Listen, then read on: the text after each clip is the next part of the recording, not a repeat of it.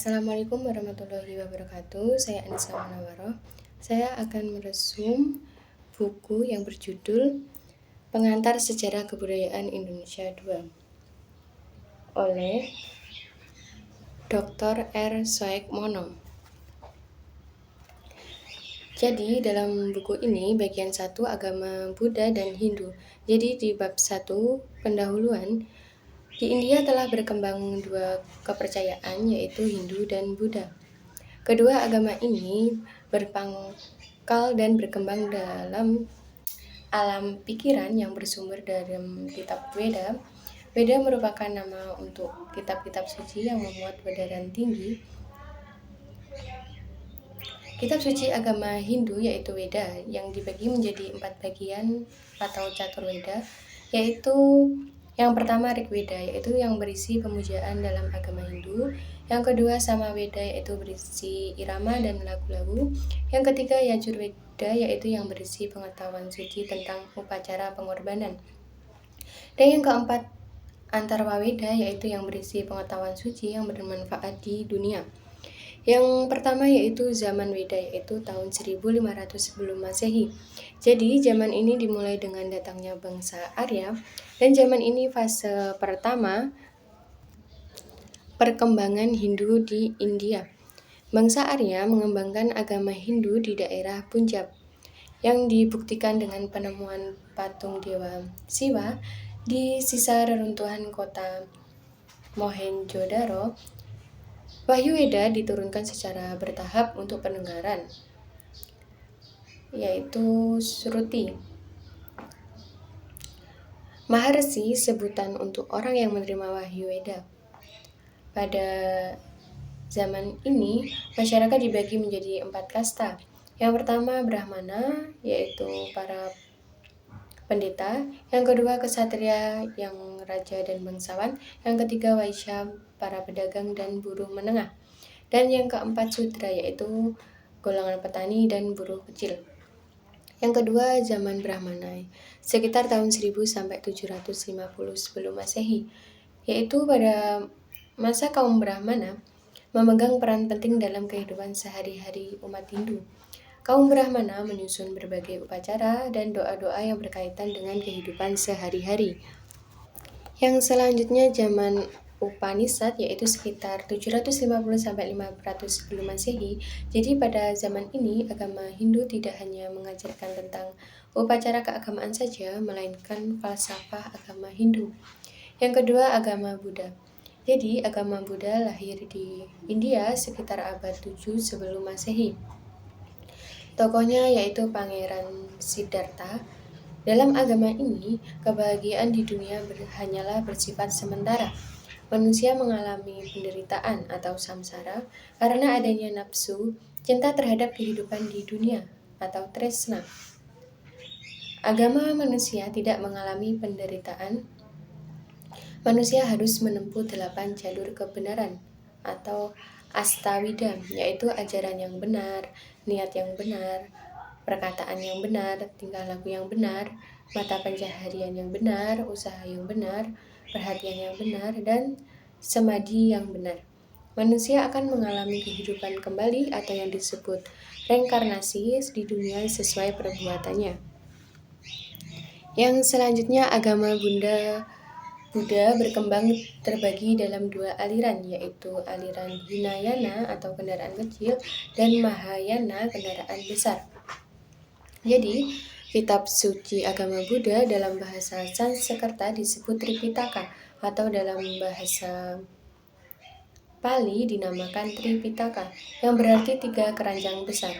Tripitaka menjadi 3, yaitu dibagi menjadi Sutta Pitaka, yaitu kumpulan khotbah Sang Buddha. Dan kedua Vinaya Pitaka, yaitu peraturan bagi para biksu dan biksuni. Dan yang ketiga Abhidharma atau yang berisi filsafat, ilmu pengetahuan tentang tujuan dan hakikat kehidupan manusia. Yang selanjutnya Dharma. Dalam ajaran Buddha, Dharma digunakan dalam arti ajaran-ajaran Buddha. Ajaran Buddha berpokok pada Arya Sayani dan Pralil Yasa Mulpada. Yang selanjutnya Sangga. Sangga merupakan masyarakat biksu dan biksuni. Jadi golongan pertama disebut biksu yaitu laki-laki, sedangkan biksuni itu untuk sebutan perempuan. Jadi mereka meninggalkan segala keduniawian, seperti contohnya mereka tidak boleh tidur yang di tempat enak. Yang selanjutnya agama Hindu. Jadi agama Hindu lahir di India pada tahun 2000 sampai 1500 sebelum Masehi. Jadi yang diawali kedatangan bangsa Arya melalui celah Hiber. Agama Hindu memuja banyak dewa atau disebut politeisme. Tetapi terdapat 3 dewa utamanya, yaitu yang disebut Trimurti. Yang pertama Brahma sang pencipta, Wisnu sang pelindung, dan Siwa sang perusak. Selain itu masih banyak dewa seperti Dewa Indra, Dewa Hujan, dan Dewa Surya itu Dewa Matahari. Selain Trimurti juga mengenal Tri Dewi, yaitu Dewi Saraswati, Dewi Sri Laksmi, dan Dewi Durga atau Parwati. Yang selanjutnya Purana, yaitu merupakan kitab-kitab suci terutama bagi golongan Waisnawa dan Caiwa yang menjadi pegangan langsung, dan isinya berbagai macam cerita kuno yang dikumpulkan dari cerita hidup di kalangan rakyat, mulai kehidupan para dewa tentang penciptaan dunia. Yang selanjutnya di bab 4 Cakta dan Tantra. Cakti merupakan tenaga gaib. Cakti inilah yang berbuat dan bertindak atas nama untuk dewa. Dan golongan Cakta yaitu golongan berpaling kepada Cakti, jiwa. Pemujaannya khusus ditujukan kepada Durga. Kitab suci khusus bagi golongan Cakta dinamakan Tantra, dengan aliran bernama Tantrayana. Dan selanjutnya di bagian 2 yaitu zaman purba di Indonesia. Jadi yang pertama itu Kerajaan Kutai, kerajaan tertua di daerah Kalimantan Timur. Di sini ditemukan 7 buah prasasti berbentuk yupa, yaitu Tugu Peringatan Upacara Kurban. Jadi prasasti bertuliskan huruf Pallawa sekitar 400 Masehi.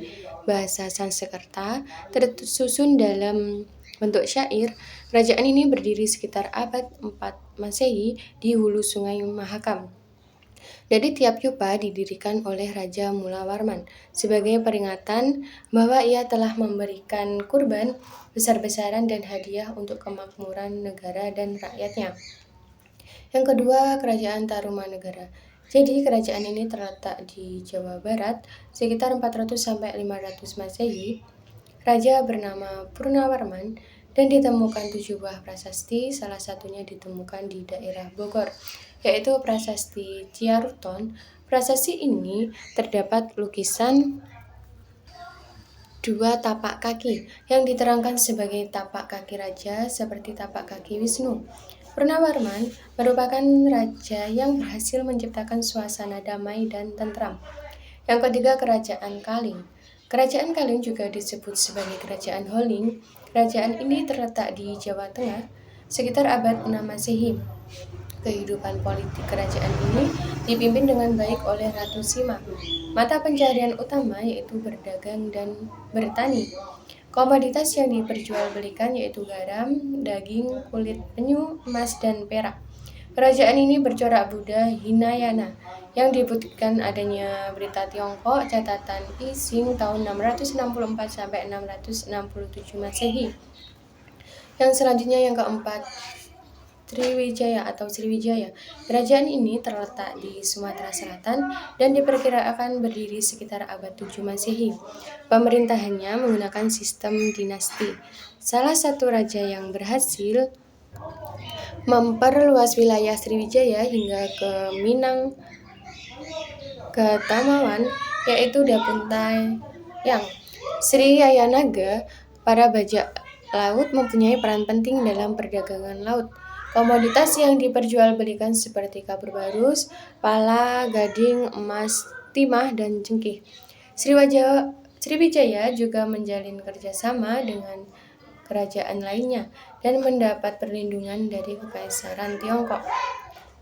Salah satu faktor kemunduran Sriwijaya yaitu adanya serangan Majapahit pada tahun 1477 Masehi, yang selanjutnya di Mataram, Jawa Tengah. Kerajaan ini berdiri sekitar abad 8 Masehi. Wilayahnya dikelilingi oleh pegunungan, Sungai Progo, dan Sungai Bengawan Solo. Wilayahnya sangat subur mendorong pesatnya perkembangan pertanian. Ditemukan juga prasasti di Desa Cangal. Prasasti ini berangkat tahun 732 Masehi yang terdapat dua dinasti yaitu Sanjaya dan Sailendra. Yang selanjutnya Kanjuruhan atau yang di Jawa Timur.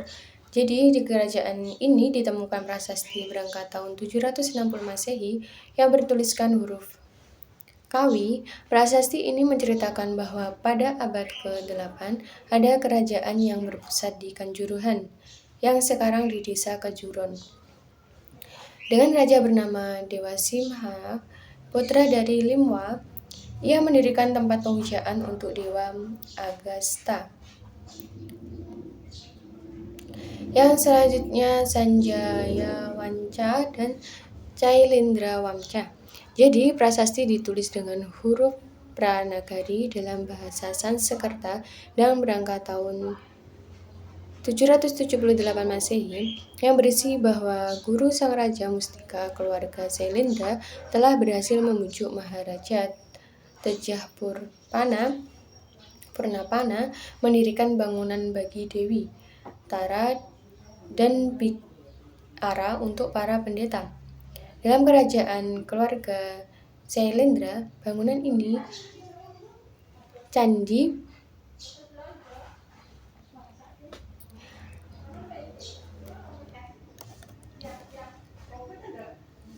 Kalasan di desa Kalasan yang di sebelah timur Yogyakarta.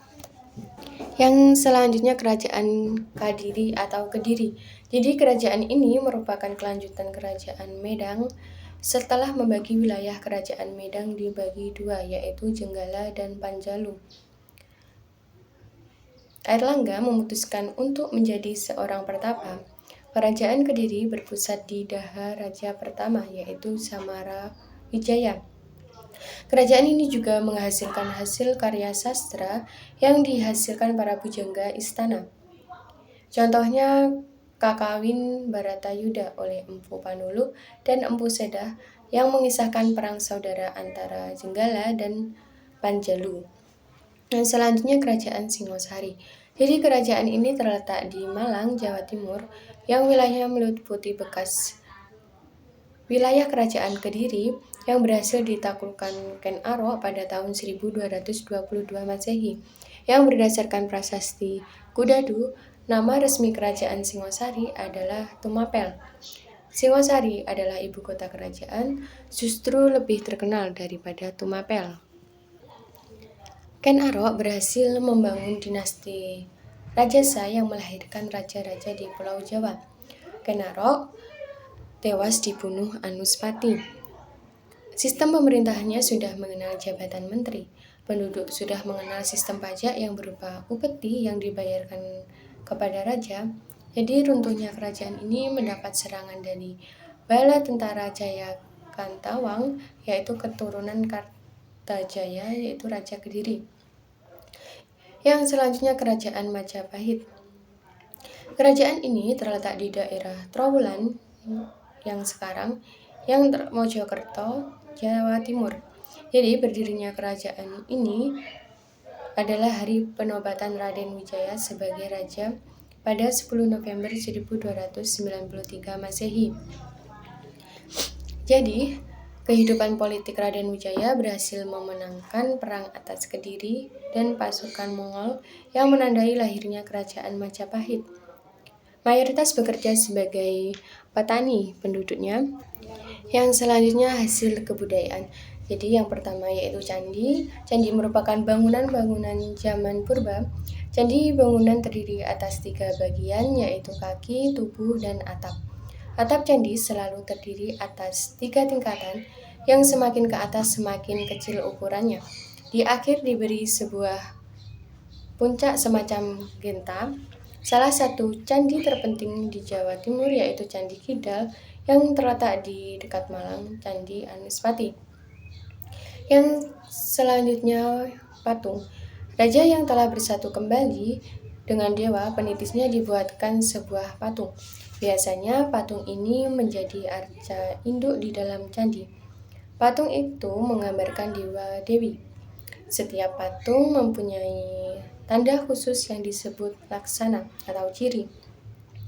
Jadi untuk membedakan dewa yang satu dengan lainnya, salah satu contohnya yaitu Brahma, yaitu arca batu. Yang selanjutnya yaitu seni ukir. Jadi hasil seni dari pahat ukir ini terutama berupa pengisi bidang pada dinding candi. Pada berbagai candi, terutama di Jawa Tengah, terdapat hiasan gambar pohon.